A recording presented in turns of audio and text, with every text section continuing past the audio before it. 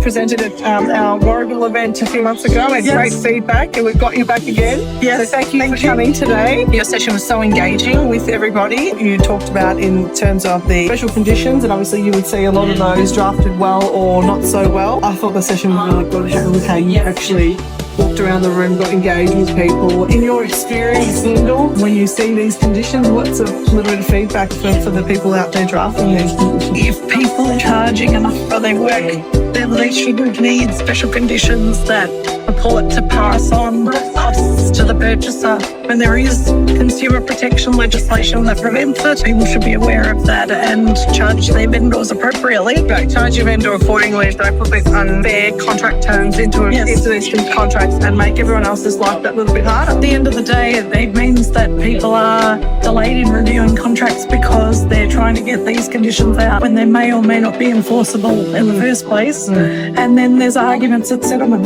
that don't need to happen. Yes.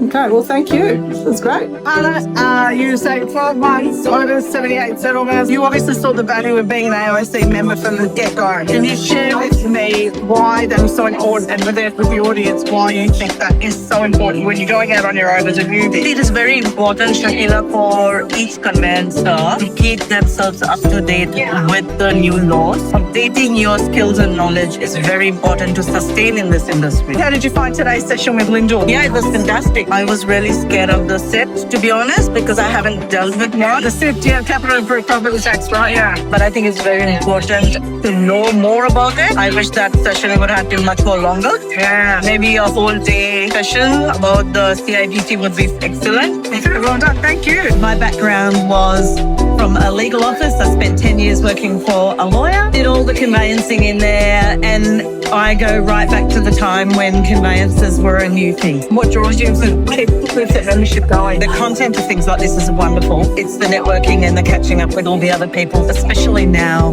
with electronic conveyancing. We barely talk to each other on the phone, very isolated. So, and when you work by yourself as well, it's even worse. So this sort of thing is really important, which was why our table was noisy. Yeah. Thanks, Terry. No worries at all. Thank you.